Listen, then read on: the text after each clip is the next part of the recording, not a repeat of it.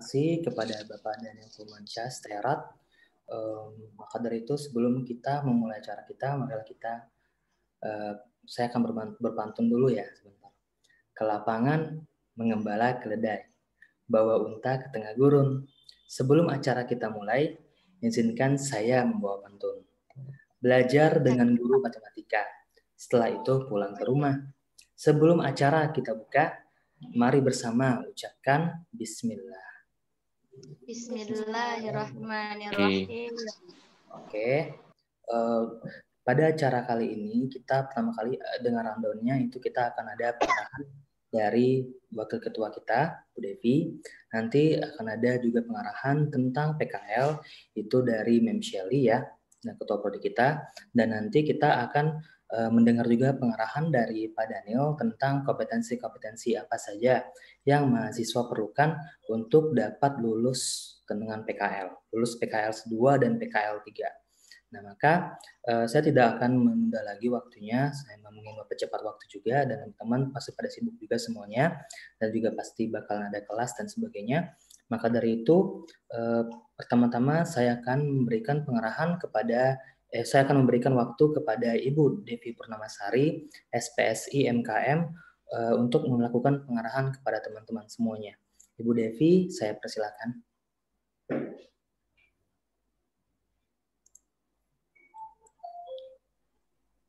Baik, terima kasih kepada Pak Tengku yang telah memberikan waktu dan kesempatannya kepada saya.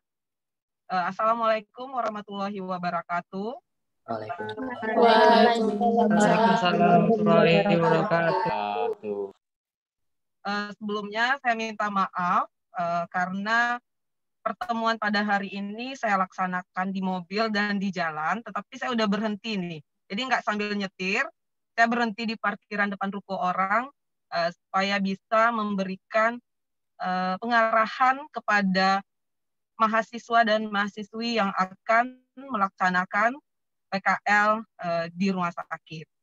Baik, saya tidak akan memperpanjang waktu. Sedikit dari saya berpesan kepada mahasiswa tingkat akhir ini untuk dapat melaksanakan PKL sebaik-baiknya dengan kondisi waktu kita yang mungkin lebih minim dari biasanya. Nah, sekarang teman-teman semua akan melaksanakan PKL 2 dan juga PKL 3, di mana dulunya mungkin ada rolling setiap teman-teman itu dapat rolling pada beberapa rumah sakit. Tetapi pada kondisi saat ini, teman-teman PKL-nya dari awal sampai akhir akan menyelesaikan PKL-nya di satu rumah sakit. Ya, dengan waktu lebih kurang itu ada sekitar 1,5 bulan kalau nggak salah. Nah, jadi selama 1,5 bulan itu, mempesan pandai-pandailah membawa diri di rumah sakit tersebut. Artinya berikanlah nilai yang terbaik agar nantinya menjadi catatan dari pihak rumah sakit, di mana pada saat teman-teman udah selesai, mereka mau merekrut teman-teman menjadi radiografer di rumah sakit tersebut. Seandainya teman-teman tidak memberikan catatan yang baik, nah itu membawa dampak ke adik-adik tingkatnya berikutnya. Jangan sampai untuk adik-adik tingkatnya nggak bisa lagi melaksanakan PKL di rumah sakit tempat teman-teman sekarang. Nah, alhamdulillah juga dan terima kasih saya ucapkan kepada Prodi, karena pada tahun ini kita udah menambah yang awalnya cuma 4 MOU untuk PKL, sekarang ada sekitar 7 rumah sakit yang kita gunakan untuk pelaksanaan PKL. Nah, di sini Mem juga pesan kepada teman-teman bahwa 7 rumah sakit ini kan tidak semuanya dapat 7-7-nya. Nanti ada yang dapat di AA, ada yang dapat Sudirman, ada di Aulia, dan lain-lainnya. Nah, nanti dari Prodi akan membagikan di mana teman-teman akan dapat PKL. Jangan sampai nanti setelah dibagi bilangnya, oh kok saya dapat di sini, kenapa saya dapat di sini gitu. Karena tempat-tempat yang akan sebagai tempat PKL teman-teman itu sudah disesuaikan dengan kompetensi yang harus didapatkan oleh teman-teman. Jadi Bapak Ibu di prodinya tidak ada pilih kasih. Maksudnya ini kok dapat di AA, ini kok dapat di Sudirman, kok saya cuma dapat di Ibnu Sina atau apa. Semuanya terpenuhi di tempat teman-teman PKL. Ya. Jadi nanti kalau sudah diberikan oleh dosen prodi, jangan ada yang komplain lagi. Paham? Ya. Satu lagi, pada saat kalian masuk di rumah sakit, teman-teman akan kita tes swab antigen, kecuali Rumah Sakit Sudirman karena mereka meminta swab PCR. Nah, setelah selesai PKL pun nantinya sebelum kami memulangkan teman-teman ke orang tua, kami juga akan melaksanakan swab. Artinya, saya minta kepada teman-teman, selama masa PKL, jangan dulu nongkrong-nongkrong dulu ke kafe atau ke mall dan lain-lain. Ya. Fokus untuk PKL.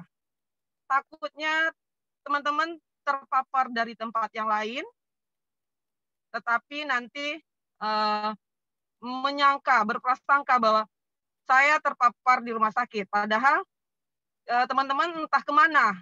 Ya. Kami prodi nggak mengetahui kemana teman-teman jalan. Jadi tolong selama PKL perjalanannya cukup rumah sakit, rumah. Jangan jalan-jalan kemana-mana lagi. Ya, kemarin surat-surat untuk pernyataan dari orang tua sudah diisi semua? Sudah, Mem. Sudah ya. Baik, di surat pernyataan dapat kita lihat bahwa jika terjadi sesuatu hal terhadap saudara yang diakibatkan oleh kelalaian saudara sendiri, maka orang tua ataupun teman-teman sendiri tidak dapat menuntut pihak rumah sakit ataupun kampus. Artinya, tolong jaga sama-sama kesehatan teman-teman, tetap jalankan protokol kesehatan. Oke. Satu lagi saya lihat tadi rambutnya tolong dirapikan ya. Itu Audi rambutnya udah agak gondrong, Mem lihat. Audi terus Devri juga agak gondrong, mungkin udah karena kelamaan di rumah ya. Jadi rambutnya udah agak gondrong, tolong dirapikan. Nah, terus satu lagi yang tak bosan-bosan Mem ingatkan yaitu terkait dengan attitude saudara, baik itu attitude di rumah sakit maupun attitude kepada dosen-dosen yang ada di kampus. Oke, itu yang bisa Mem sampaikan. Semoga PKL saudara lancar-lancar, PKL 2, PKL 3, sambil menyelesaikan bimbingan KTI, sehingga saudara dapat selesai tepat pada waktunya. Oke, saya kembalikan ke Prodi. Saya tutup dengan Assalamualaikum warahmatullahi wabarakatuh.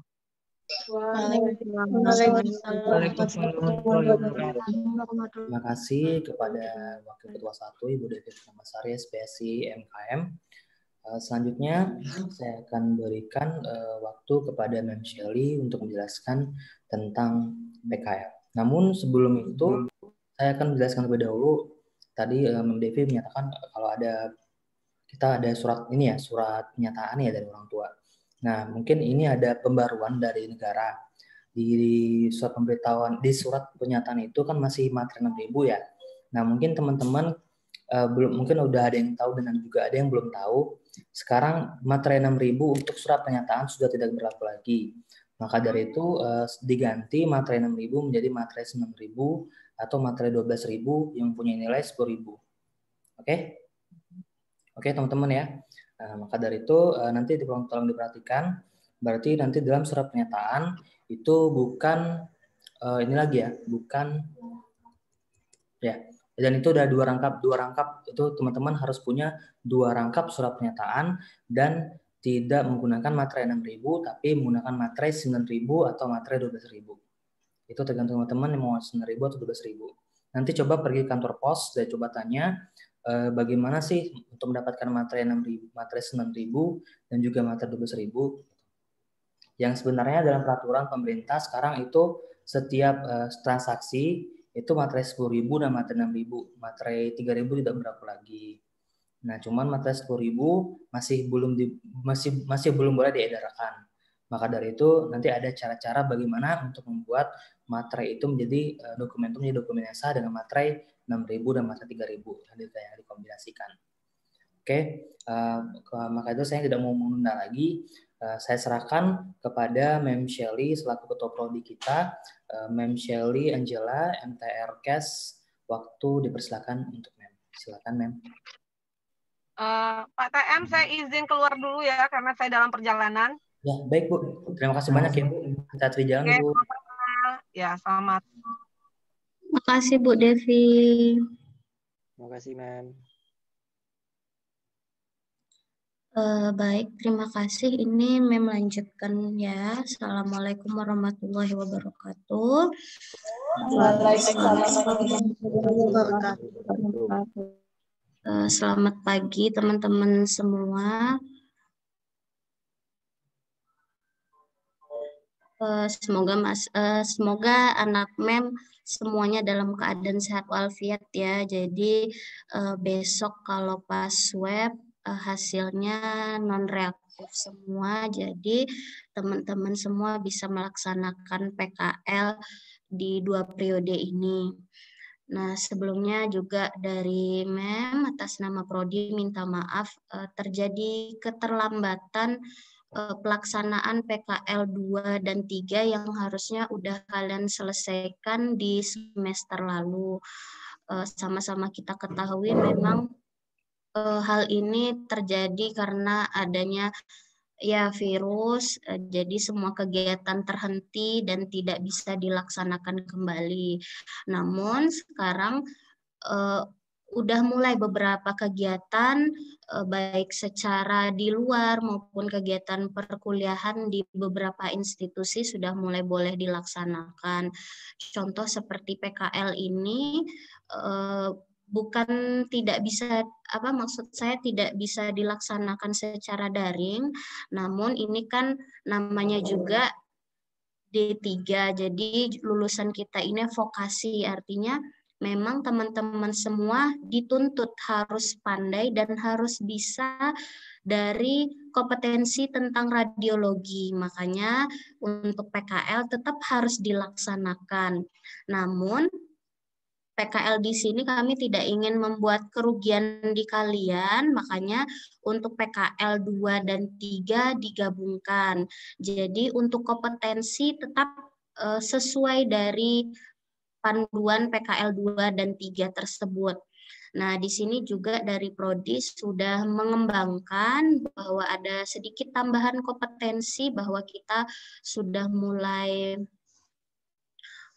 di radioterapi di PKL 2 nantinya, tapi mungkin tidak seluruh mahasiswa mendapatkan kompetensi tersebut. Jadi mungkin ada teman-teman yang beruntung bisa mendapatkan kompetensi di bagian radioterapi. Nanti bisa dilihat di jadwal, akan kami share ya di grup. Nah, terkait PKL ini, jadi baru bisa dilaksanakan sesuai SKS-nya, yaitu 4 SKS, jadi terhitung 4 minggu dalam satu PKL. Jadi PKL 2 4 minggu, PKL 3 juga 4 minggu. Totalnya adalah 1,5 bulan. Jatuhnya nanti besok 1 Februari sampai dengan 27 Maret. Nah, Mem mengingatkan lagi di sini, kegiatan kalian di sini sangat padat. Jadi tolong jangan berlalai-lalai atau bermain-main. Karena selesai PKL ini kalian masih ada mata kuliah yang harus dicapai, mata kuliah English English komunikatif, terus juga penyelesaian KTI juga banyak rentetannya juga seputar penelitian dan lain sebagainya, karena itu udah mulai diselesaikan masing-masing. Jadi Mem harap kalian bisa memanfaatkan waktu dengan sebaik mungkin, karena ini udah kesempatan PKL cukup lama, 1,5 bulan, silahkan dimanfaatkan bagi teman-teman yang memang masih sedikit terhenti tentang judul dan latar belakangnya belum dapat, bisa ditemukan selama PKL, jadi bisa sinkron bimbingan sambil mencari materi-materi apa yang bisa kalian angkat sebagai penelitian kalian nantinya di KTI. Mungkin itu awalnya nih Mem mau membahas tentang seputar PKL, jadi tadi udah disinggung sedikit dari Mem Devi tentang etikanya, berpakaiannya, tentang rambutnya. Yang cowok-cowok tolong dirapikan ya, karena memang kita kan mau ke rumah orang. Nah, ibaratnya ke rumah orang kita bertamu, tolong kita jaga sikap dulu. Jadi dari baik berpakaian, dari yang cowok-cowok nih Mem tekankan tolong dirapikan bajunya, karena nggak ada tenaga medis yang rambutnya gondrong ya. Ini memang udah lihat satu-satu. Untungnya kita Zoom ya. Kalau nggak Zoom udah memotong langsung ini. Tolong untuk berpakaian, untuk rambut, dan juga kesehatan kalian. Tolong dijaga, mewanti-wanti sekali. Terus dalam bersikap juga, karena memang kita ke tempat orang. Nah, perkenalkanlah diri kalian dulu. Terus untuk masalah menggunakan di barang-barang di sana, tolong dijaga juga. Jadi contohnya kayak barang-barang merek radiografer yang mungkin menurut kalian itu nggak masalah, tapi misalnya belum izin, mungkin bisa izin dulu. Contohnya ya ada beberapa mahasiswa yang kadang etikanya tidak dijaga, minjem barang tidak sepengetahuan, atau misalnya meletakkan barang yang awalnya dipinjam di sini taunya diletakkan di tempat lain gitu. Jadi tolong jaga nama baik kalian sendiri, nama baik prodi tolong dijaga. Nah, ini kan kalian hampir 1 tahun ya tidak ada megang alat X-ray sama sekali. Pasti maksudnya pasti dari kalian itu ada keraguan melaksanakan teknik pemeriksaan, maksudnya kurang sedikit pede. Jadi jangan malu untuk bertanya dan jangan terlalu over. Jadi nanti kalian pede aja pemeriksaannya seperti ini, taunya malah salah, dan kalian tidak menjaga keselamatan ketiga dari kalian, nanti malah imbasnya ke kalian sendiri akibat kelalaian kalian. Tolong diperhatikan itu ya. Terus juga masih seputar kesehatan, dari Prodi juga sudah menyiapkan APD, nanti bisa diambil kolektif ya di hari Jumat ke kampus, nanti itu sudah dari Prodi udah mempek-pekkan, jadi udah dapat masker, udah dapat sarung tangan sama APD. APD-nya gown, dapat baju tambahan.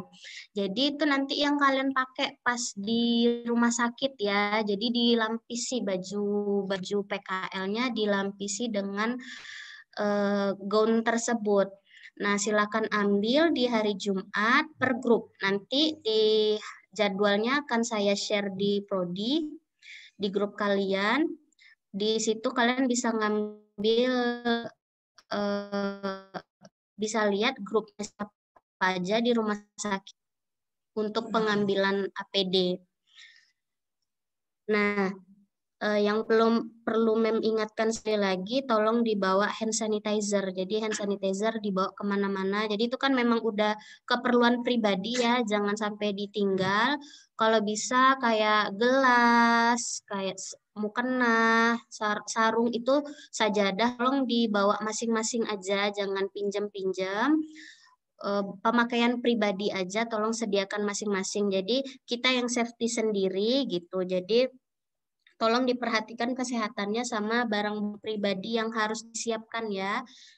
Hand sanitizer sanitizer juga jangan sampai lupa. Terus berikutnya itu panduan modul dan modul PKL 2 dan PKL 3 dan juga modul KT. Pembekalan itu nanti diantarin oleh CA Akademik juga nanti kalian akan dapat buku-bukunya. Nah, di situ ada sedikit perbedaan dengan sebelumnya. Jadi ada beberapa capaian kompetensi wajib yang harus kalian dapatkan selama PKL. Nah, nanti itu seputar kompetensi, tolong diperhatikan. Nah, di itu selanjutnya untuk pembekalan. Nah, pembekalan tiap rumah sakit kan berbeda-beda. Jadi ada yang udah nanti kita lihat jadwalnya. Pokoknya itu dari mulai nggak salah, seingat saya dari Rabu sampai Senin depan itu sudah mulai pembekalan beberapa rumah sakit. Nah, setiap rumah sakit itu berbeda-beda untuk pelaksanaannya. Nah, mereka rata-rata hasil swab itu berlaku 2 atau 3 hari. Otomatis pelaksanaan swab kalian itu jadwal pembekalan. Nah, jadi tapi di sini sudah membuatkan juga jadwal swab kalian kapan, tapi tergantung dari jadwal pembekalan. Jadi misalnya kalau pembekalannya itu hari Sabtu, kemungkinan swab itu antara hari Rabu dan hari Kamis. Jadi nanti tolong diperhatikan ya di jadwal kapan kalian pembekalan. Jadi ada 3 tuh yang kalian perhatikan. Di mana kalian dapat rumah sakit, kapan jadwal kalian pembekalan, dan kapan jadwal kalian swab. Karena tiap grup berbeda-beda. Jadi tolong diperhatikan. Selanjutnya itu apa lagi ya? Nah, soal pakaian lagi. Nah, ada beberapa rumah sakit yang memang mewajibkan pakaiannya tidak pakaian kampus. Pakaian kuning masih ada kan ya? Belum pudar? Masih ada, Mem. Masih ada, Belum Mem. berjamur ya? Kalau misalnya berjamur kelamaan di lemari, coba dicuci dulu, kasih parfum lagi biar wangi pas makainya ya, jadi nggak bau lemari. Tapi ini ada beberapa rumah sakit seperti rumah sakit Awal Bros. Itu yang Awal Bros kan ini rata-rata udah pernah ya pakaiannya hitam putih, jilbab hitam. Kalau yang cewek jilbabnya dililit ya. Terus untuk satu lagi kita kan udah kerja sama dengan Aulia Hospital. Nah, Aulia Hospital menggunakan baju hitam putih. Jadi mungkin 2 rumah sakit itu yang masih, maksudnya rumah sakit itu yang menggunakan pakaian hitam putih. Mungkin rumah sakit lain yang tidak disebutkan berarti pakaiannya pakaian kuning. Mem tekankan lagi itu ya, K3 kalian tolong dijaga, jangan terlalu, kalau memang nggak paham nanya, jangan terlalu overaktif, jangan terlalu pendiam, karena kalau dua bedanya itu, kalau pendiam orang pasti mikirnya kalian ngerti atau kalian malas, kalau kalian overaktif, 2 juga itu, antara kalian ngerti atau kalian nanti pura-pura ngerti, jadi main kerjain aja. Nah, keselamatan kalian tidak dijaga gitu. Jadi tolong perhatikan APD kalian. Maksudnya jangan lalai. Kalau soal masker jangan dilepas karena memang kan dari kita sudah menjaga gitu. Tapi dari kalian harus berusaha jangan sampai lalai ya. Mungkin dari saya itu, oh ya terakhir seputar KTI. Jadi ini tadi ada beberapa mahasiswa yang menanyakan tentang surat izin ya. Jadi boleh penelitian survei di sana, tapi harus surat izin penelitian. Sedangkan di kampus juga masih belum bisa beraktif seperti biasanya. Jadi nanti untuk pengurusan surat surat izin survei atau surat penelitian atau surat apapun itu yang sifatnya untuk keperluan KTI, kalian bisa ngisi link nanti akan share di sana, kalian tinggal isi aja, itu sudah kami buatkan formnya, kebutuhan kalian apa, nanti tinggal diupload butuhnya apa, nanti setelah diisi silakan dikonfirmasi ke bagian umum CC. Nah, insya Allah 3 hari kemudian surat udah selesai, jadi kalian nggak sering-sering ke mana-mana, jadi suratnya tinggal kalau udah jadi aja baru diambil. Nanti di bagian depan kampus akan disediakan tempat untuk pengambilan suratnya. Nanti kalian tinggal isi aja surat, isi aja maksud saya tanda pengambilan surat, dan suratnya bisa diambil langsung. Gitu aja. Berarti nanti saya akan share beberapa, yaitu jadwal PKL, tempat kalian PKL, jadwal swab, kemudian jadwal pembakalan, sama link untuk pembuatan surat keperluan penelitian di KTI. Mungkin dari saya itu dulu. Mungkin kalau pertanyaan di akhir aja, saya kembalikan ke Pak TM. Terima kasih. Assalamualaikum warahmatullahi wabarakatuh. Waalaikumsalam warahmatullahi Waalaikumsalam warahmatullahi wabarakatuh. Oke, terima kasih kepada Mem Shelly telah memberikan pengarahan, dan tadi mungkin saya rangkum sedikit ya teman-teman. Tidak ada yang boleh datang ke kampus sering-sering. Dan nanti kalau misalnya teman-teman mau buat surat, itu bisa langsung dari Google Formulir. Setelah teman-teman isi formulir, nanti 3 hari kemudian bisa diambil dokumennya.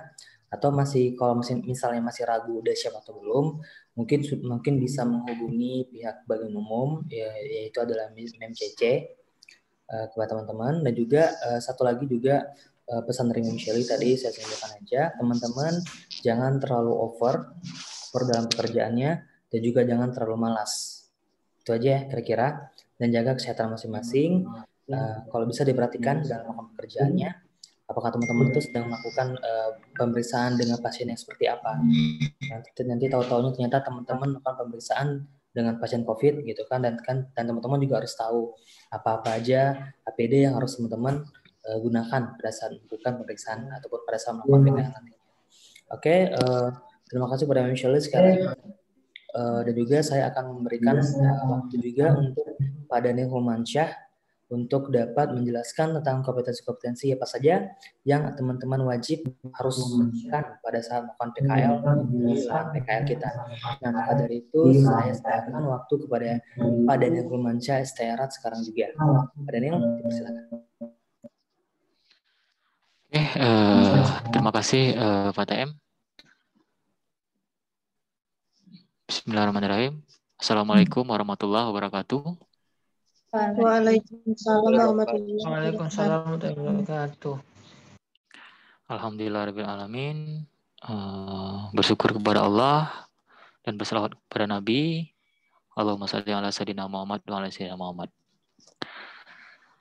Baiklah, saya akan menjelaskan tentang kompetensi pada PKL 2 dan 3. Sebelumnya saya izin ya, saya pakai masker.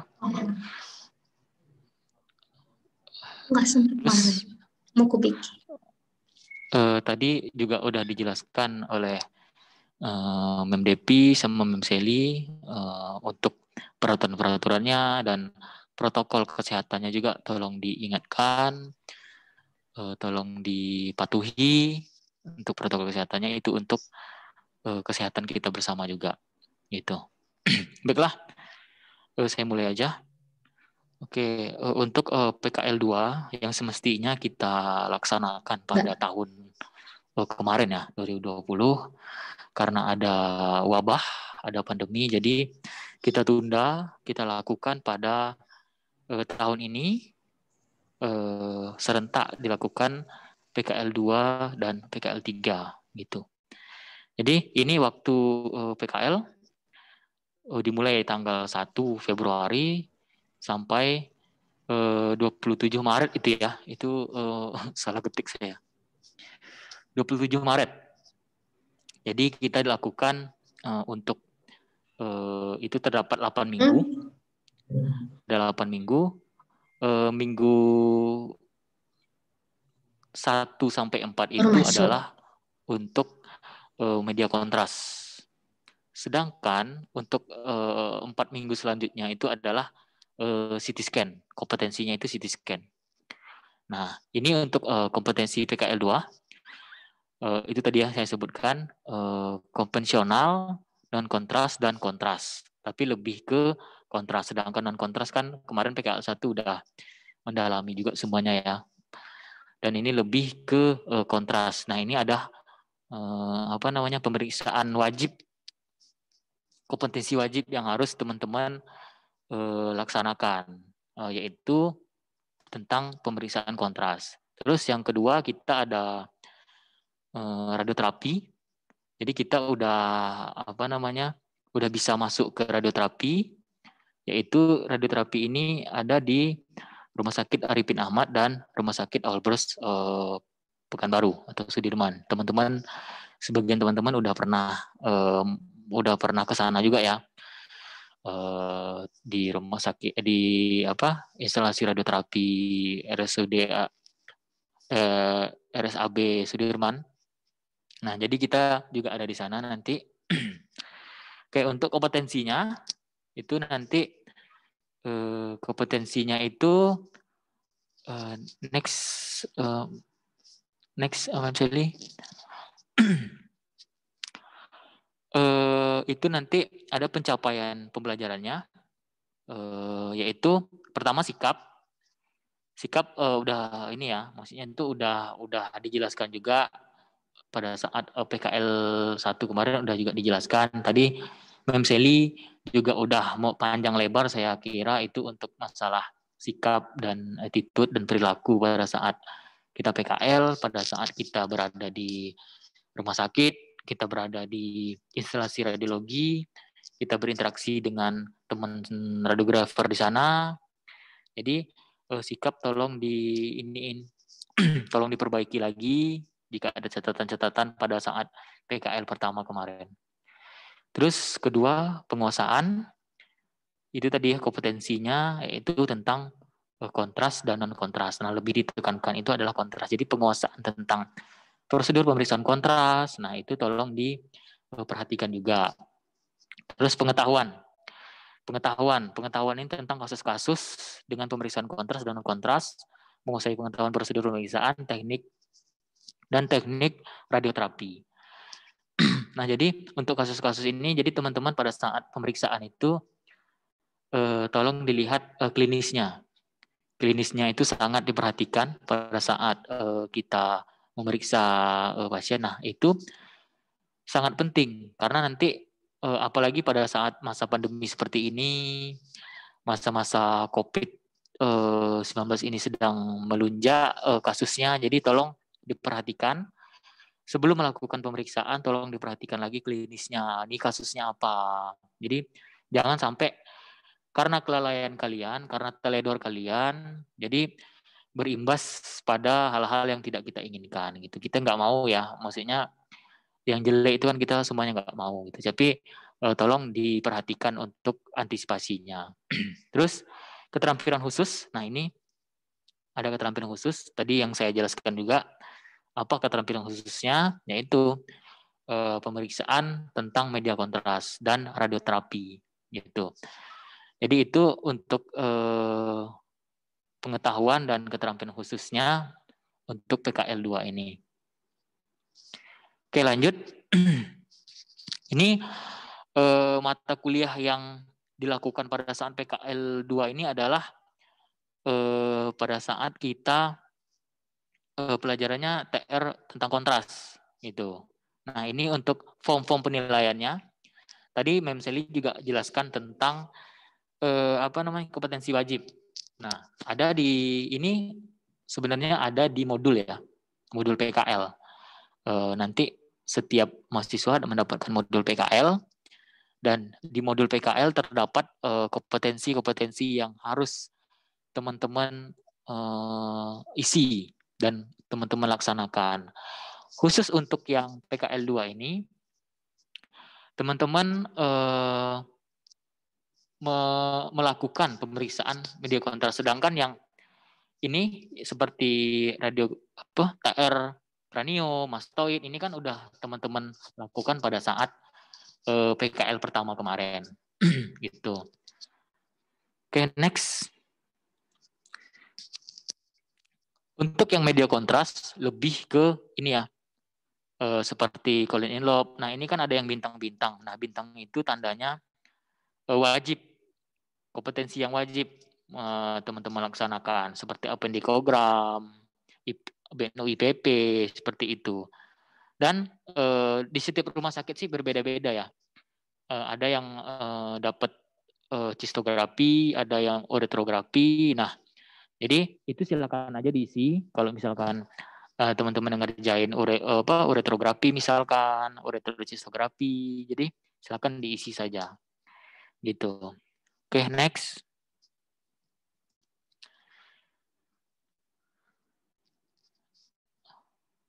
Oke, ini untuk penilaian di radioterapi ya.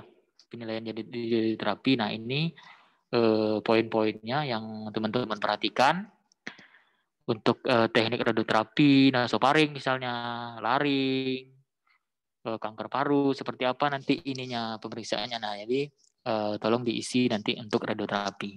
Gitu. Oke, next. Nah, untuk PKL 3, itu kompetensinya adalah CT scan. Jadi, teman-teman melakukan atau melihatlah tahu untuk pemeriksaan CT scan ini, yaitu waktunya pada tanggal 1 Maret sampai 27 Maret. Ini 4 minggu untuk waktu PKL 3 ini, gitu. Oke, next. Nah, ini tadi ya, sama saja dengan tadi, sikapnya seperti apa. Yang jelas ini penguasaan dan pengetahuannya ini adalah tentang CT scan, dan keterampilan khusus pun tentang CT scan. Jadi, tentang CT scan teman-teman harus memahami apa itu CT scan kepala kontras seperti apa, facial bone itu apa saja parameter yang digunakan, apa itu nanti window width, window local gitu. Jadi tolong diperhatikan dalam PKL 3 ini gitu. Oke, next. Dasar-dasar kompetensinya. Daftar-daftar kompetensi yang akan dilaksanakan untuk PKL 3 CT scan adalah pertama brain. Ini kan ada tanda ini ya, tanda bintang ya. Itu tanda bintang berarti kompetensi yang wajib. Paling tidak teman-teman bisa ngerjain CT scan brain rutin. Nah, itu teman-teman wajib lah. Ini PKL 3 ini di rumah sakit yang kami kami berikan rata-rata sudah mempunyai CT scan semua. Jadi tidak ada alasan teman-teman nggak bisa nanti untuk mengoperasikan CT scan. Paling tidak brain, seminimal mungkin brain. Di mana nanti batas atasnya di mana brain, batas bawahnya di mana, gitu. Itu ya. Terus SPN, sinus paranasal, terus neck, torak kontras maupun rutin, abdomen. Itu aja untuk yang yang diwajibkan. Oke, next. Untuk penilaian itu di buku sebenarnya ini ada di modul. Semuanya ini ada di modul. Jadi untuk penilaian yang harus teman-teman teman-teman lengkapi, teman-teman seperti apa nanti bisa dilihat di modul. Gitu nanti CI sendiri yang mengisi nanti di sana, CI lapangan. Itu. Oke, next. Ini sama tadi ya, penilaiannya juga. Next sampai terakhir itu semua penilaian. Nah, ini untuk penilaian teknik radioterapi ada juga. Oke, terus mahasiswa wajib membuat laporan kasus PKL 2 dan PKL 3 dan akan diseminarkan di rumah sakit dengan diuji oleh CI lahan dan CI akademik pada minggu terakhir praktek. Jadi kemarin kalau kita PKL pertama itu kan kita nggak ada ini ya, LK-nya nggak kita seminarkan. Laporan kasusnya nggak kita seminarkan. Sekarang untuk PKL 2 dan 3, laporan kasusnya akan kita seminarkan. Akan kita seminarkan pada hari, misalkan pada minggu terakhir itu hari apa rumah sakit itu bisa. Gitu. Dari Senin sampai Jumat. Gitu. Nanti kita akan komunikasikan di rumah sakit. Nah, jadi teman-teman bisa untuk konsultasi, bertanya kepada si lahan untuk bagaimana tentang kasus apa yang mau diangkat. Soalnya ini nanti akan dipresentasikan oleh mahasiswa satu orang persatu nanti presentasikan gitu. Oke, next. Nah, jadi setelah diseminarkan itu nanti ada form penilaiannya. Form penilaian laporan kasus itu ada tersendiri nanti di buku panduan itu ada, di buku PKL-nya itu ada di sana. Nanti bisa teman-teman contek lah, maksudnya itu tahu nanti teman-teman apa aja poin yang akan dinilai pada saat laporan kasus. Dan itu laporan kasus itu akan dimasukkan ke dalam penilaian PKL gitu. Apakah nanti itu sistem penulisannya seperti apa, isi tulisannya itu di mana, terus analisis kasusnya seperti apa, nanti akan dinilai gitu. Dan untuk formatnya sama dengan PKL 3 ya. Untuk formatnya sama dengan PKL per 1. PKL 1 kemarin kan udah di-share juga tuh untuk laporan kasusnya seperti apa. Itu kan udah di-share juga. Nah, sama seperti itu untuk laporan kasusnya. Formatnya juga sama. Gitu. Oke, next.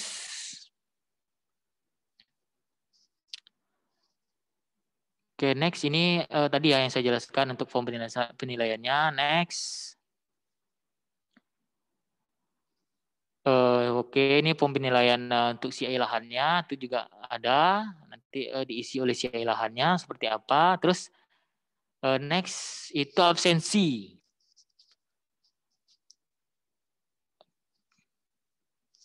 Oke, ya ini juga ada nanti daftar hadirnya. Nah, ini absensi dibuat dan dikumpul ke kampus ketika selesai PKL gitu. Jadi sama prosesnya seperti PKL 1 kemarin. Nanti ada deadline-nya kapan absensi dan ratifikat jurnal ya. Itu nanti dikumpulkan pada saat selesai PKL. Nah, ini dikumpulkan pada saat sudah selesai PKL. Jangan sampai terulang lagi ya semester PKL pertama banyak alasan-alasan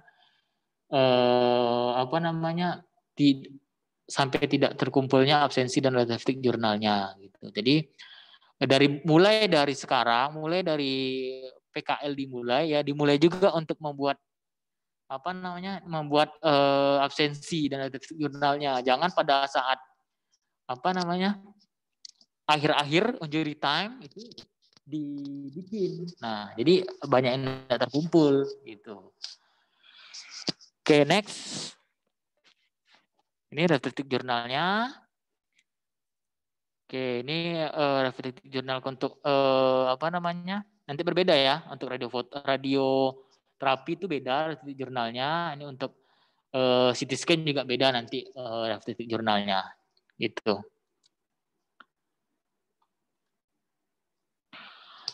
Oke, saya rasa cukup. Yang ingin bertanya nanti dipersilakan. Sebelumnya saya kembalikan ke Pak TM. Saya tutup. Assalamualaikum warahmatullahi wabarakatuh. Waalaikumsalam warahmatullahi Waalaikumsalam wabarakatuh. Oke, terima kasih kepada Bapak Daniel karena telah memberikan tentang ya sedikit sih penjelasan tentang KTI, tentang kompetensi-kompetensi KTI yang akan teman-teman dapatkan nanti pada saat melakukan PKL. Maaf, bukan KTI ya, PKL. Namun perlu diketahui oleh teman-teman bahwa besok itu kompetensi-kompetensi yang telah dijelaskan tadi oleh Pak Daniel itu bisa teman-teman lihat di buku modul ya, di buku modul PKL 2 dan buku modul PKL 3. Jadi teman-teman tidak usah khawatir, tidak mengingat semuanya, nanti bisa teman-teman lihat sendiri. Dan mungkin setelah nanti setelah teman-teman dapat modulnya, mungkin bisa dipelajari lebih dalam lagi, dan teman-teman juga harus ya pandai-pandai untuk mengatur strategi bagaimana mendapatkan setiap kompetensi-kompetensi yang ada pada saat melakukan PKL nanti. Maka dari itu saya akan melanjutkan ke dalam Q&A session ataupun sesi tanya jawab. Jika ada yang ingin bertanya, silakan raise hand atau segera raise hand di kolom chat ataupun juga langsung chat aja atau mungkin langsung bertanya di sini. Silakan. Q&A session saya mulai.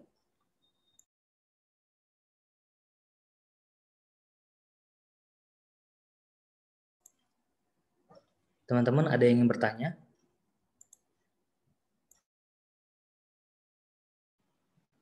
Pak TM, mungkin Sally ada sedikit tambahan, Pak. Ya, silakan, Mem.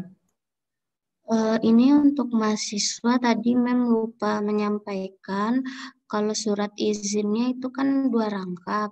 Nah, pengumpulannya saat kalian akan swab ya.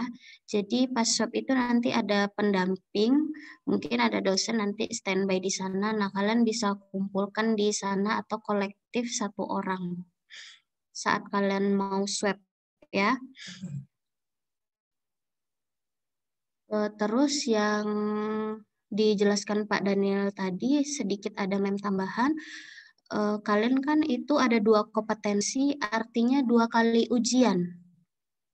Bukan sekali ujian ya, saya ingatkan. Artinya di PKL 2 itu diujiankan, di PKL 3 juga diujiankan. Tinggal dikoordinasikan nanti sama radiografer di sana atau CI lapangan di sana, kapan bisa ada penjadwalan ujian. Biasanya itu saat kita supervisi. Dari saya itu aja sih tambahannya. Mungkin bisa dilanjutkan tanya jawab bagi ada teman-teman yang masih bingung dan ingin bertanya, dipersilahkan. Terima kasih Mem Shelly. Teman-teman yang masih ingin bertanya, ada sedikit pertanyaan, mohon silakan. Bisa raise hand atau langsung saja. Al, Pak. Oke, silakan Al. Assalamualaikum warahmatullahi wabarakatuh.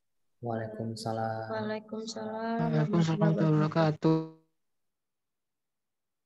Baik, terima kasih Pak sudah beri kesempatan. Saya Almerini dari jurusan Radiologi Angkatan 2018 dengan NIM 1800-2002.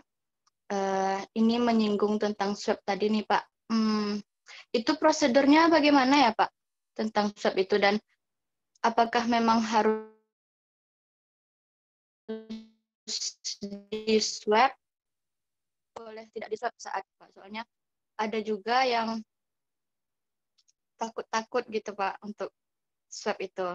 Dan masih juga banyak yang bingung tentang prosedur swab itu dan kapan dilaksanakannya. Terus satu lagi nih Pak, ini kan kita kejar tayang gitu kan Pak istilahnya. KTI lagi, PKL 2 lagi, PKL 3 lagi. Ada nggak Pak keringanan dari kampus untuk kami mahasiswa semester akhir saat menjalankan itu semua nanti Pak?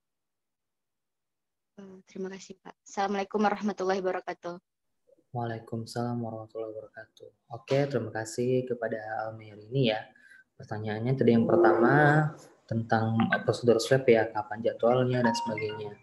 Nah juga Yang kedua tadi, apakah ada keringanan atau tidaknya dari pihak kampus terhadap biaya atau mahasiswa akhir ya.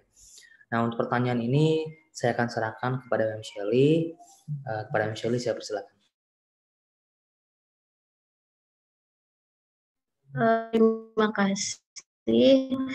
Mungkin ini pertanyaan dari semua ya, kan tadi Mem udah jelaskan kalau untuk jadwal itu menyesuaikan dari kapan kalian pembekalan.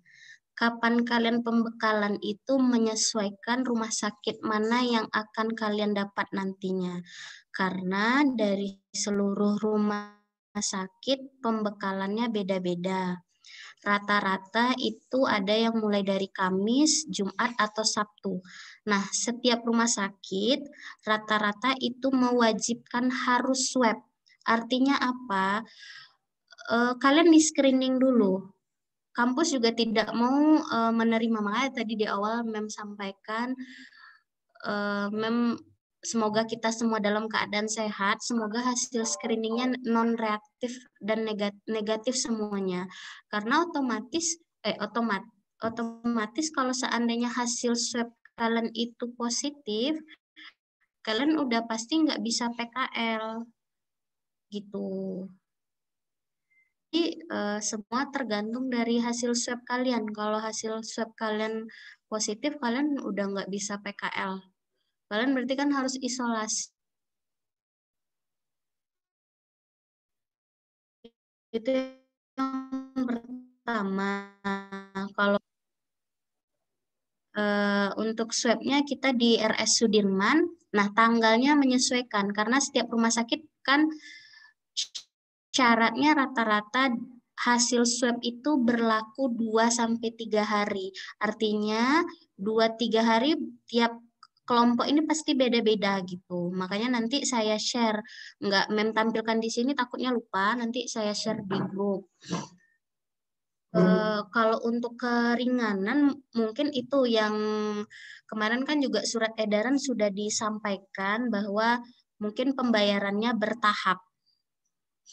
Nah, mungkin Mem bisa ingatkan sekali lagi buat teman-teman yang uang PKL-nya belum diselesaikan di tahap 1, silahkan diselesaikan. Karena memang untuk PKL kan kita ke lahan itu bayar gitu. Nah, makanya itu yang pembayaran-pembayaran itulah yang harus diselesaikan. Mungkin kalau untuk keringanannya kita pembayarannya secara bertahap. Terima kasih, Mem. Untuk Ya. uang pembayaran itu kan 3.200.000 tuh itu udah sama uang PKL sama KTI ya, Mem? Atau itu KTI saja, Mem? Kemarin di share-nya ada 2 ya? 2. Ada KTI dan PKL ya, Mem? Enggak, surat edarannya ada 2 itu, Al. Surat KTI 1, PKL 1 kalau nggak salah. Boleh dicek kembali ya. Terima kasih banyak ya, Mem. Terima kasih, Pak. Ya, sama-sama, Al. Ya, sama-sama. Mungkin ada lagi. Mungkin habis ini saya share jadwal ya, biar nggak bingung PKL-nya di mana, jadwal swab-nya kapan. Mem, izin bertanya. Oke, Tio. Sudah, Mem Shelly? Sudah cukup, Pak. Izin Pak TM mau menambahkan.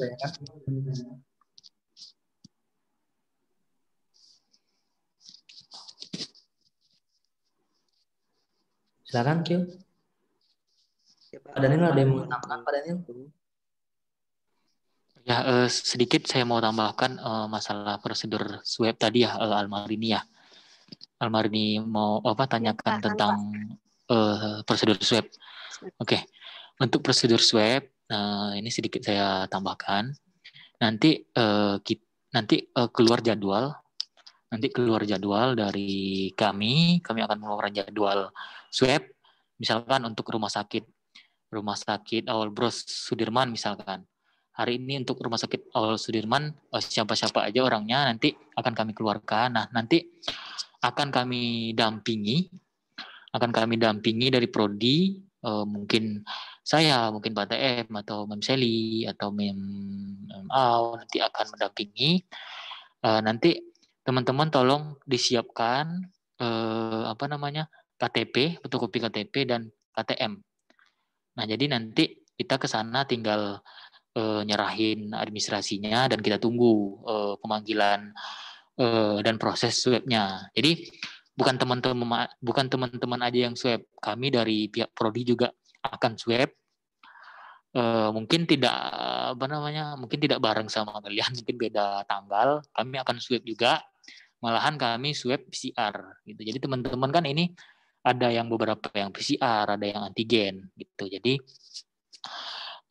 maksudnya yaitu untuk prosedurnya nanti akan kami bantu untuk proses atau prosedur swab-nya gitu.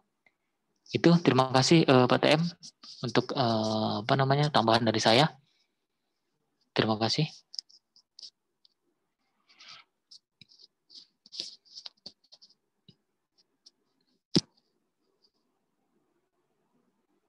Oke, terima kasih kepada Pak Daniel. Dan tadi ada yang raise hand, itu Tio yang raise hand. Mungkin Tio ada jika ingin ditanyakan, silakan Tio untuk bertanya. Oke Pak, Assalamualaikum warahmatullahi wabarakatuh.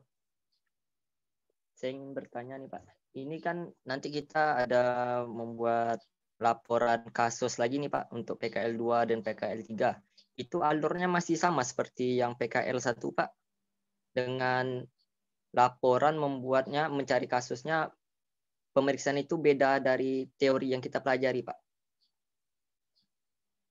Apa ada perbedaan atau sama aja Pak? Oke, mungkin Pak Daniel silakan. Oke, makasih Pak TM.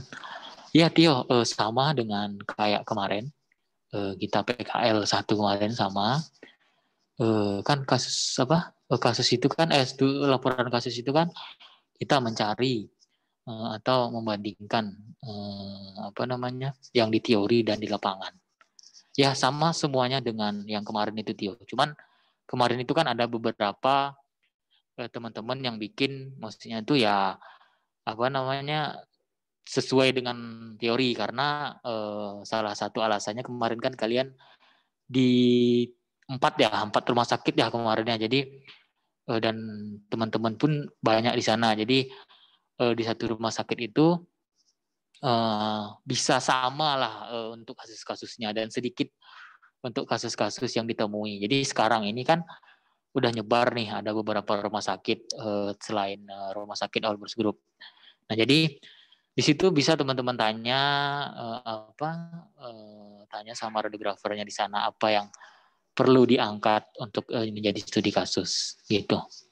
Itu Tio, ada lagi kira-kira? Iya Pak, sekalian ini Pak mau nanyain rumah sakit yang 7 itu apa-apa aja Pak? Penasaran juga Pak. Oh iya, oke, saya ini nih saya sebutkan. Pertama itu rumah sakit Albers Group. Albers Group itu ada Sudirman, Panam, Ayani, terus tambah RSUD Arifin Ahmad. RSUD Arifin Ahmad ini ada dua instalasi diagnostik dan radioterapi. Terus begitu juga RSAB Sudirman ya, ada diagnostik dan radioterapi. Rumah sakit RSAB Sudirman. Terus ada Rumah Sakit Ibnu Sina dan Rumah Sakit Aulia. Rumah Sakit Aulia Panam. Itu? Oke Pak. Terima kasih Pak. Oke. Ya, sama-sama. Oke, ada lagi yang tanyakan? Tadi saya rasa Riri mau bertanya ya. Silakan Riri. Persen. Ada yang tanyakan? Iya, Sar. Assalamualaikum warahmatullahi wabarakatuh. Waalaikumsalam warahmatullahi wabarakatuh.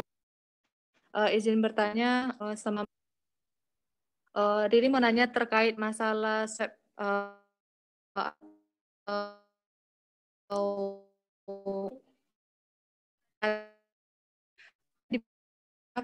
seandainya kami itu reaktif, kan kami tidak boleh di PKL.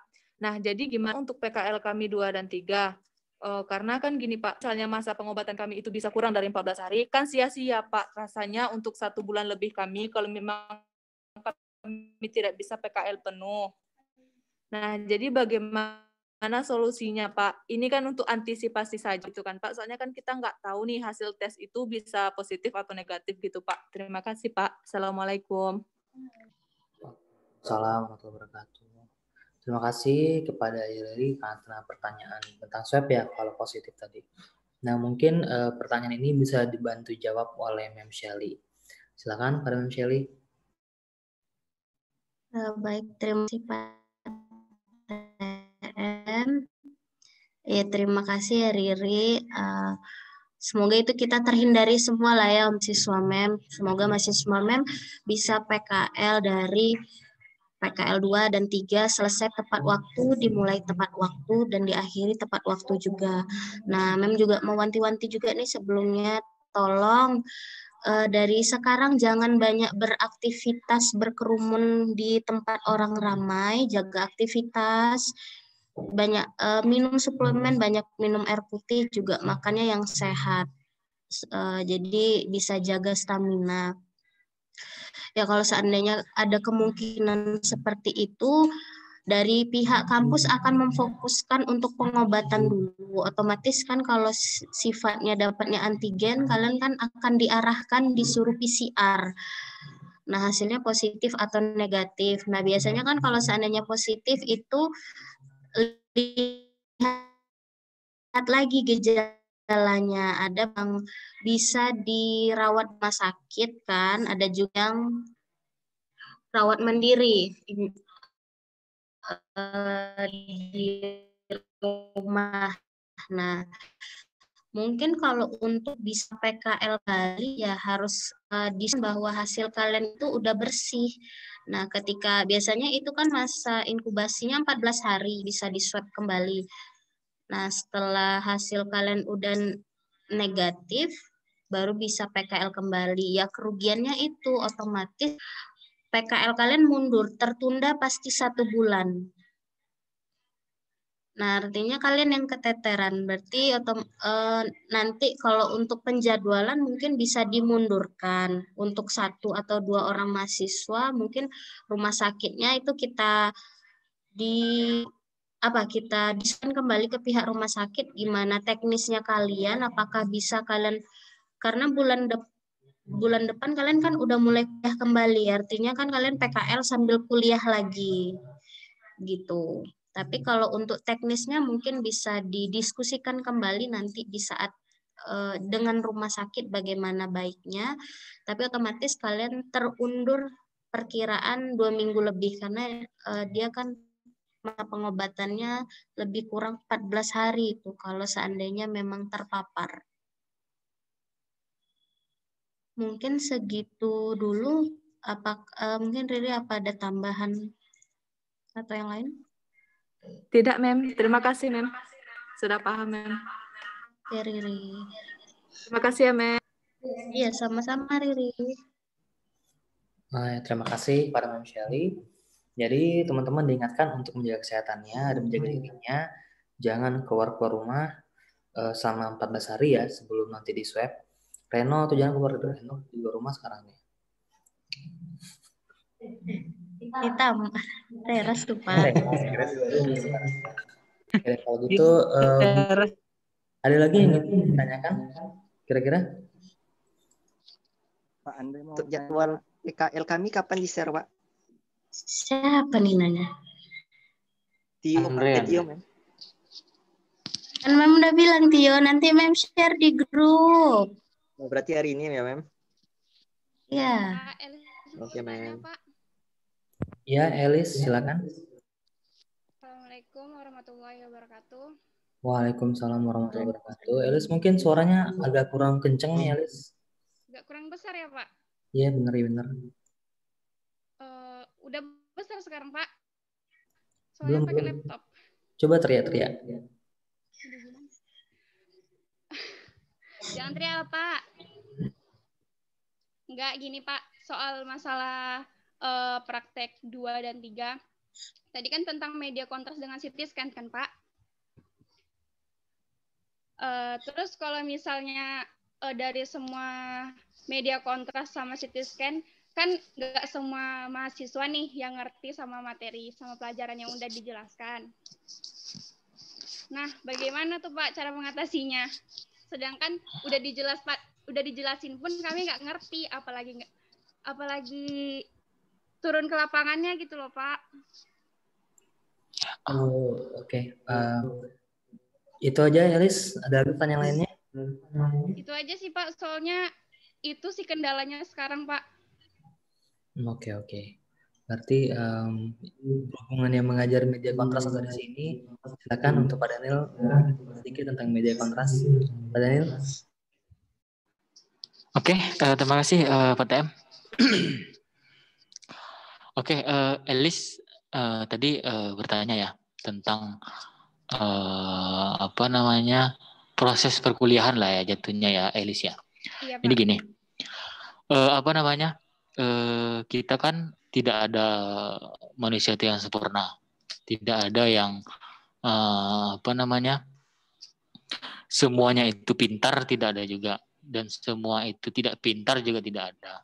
Jadi saya rasa ini kita kalau kita mau belajar, insya Allah bisa untuk memahami dari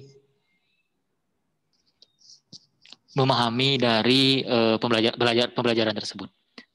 Jadi mungkin kalau misalkan tidak mengerti mungkin bisa bertanya, baca-baca lagi bukunya gitu, baca-baca lagi materi kuliahnya.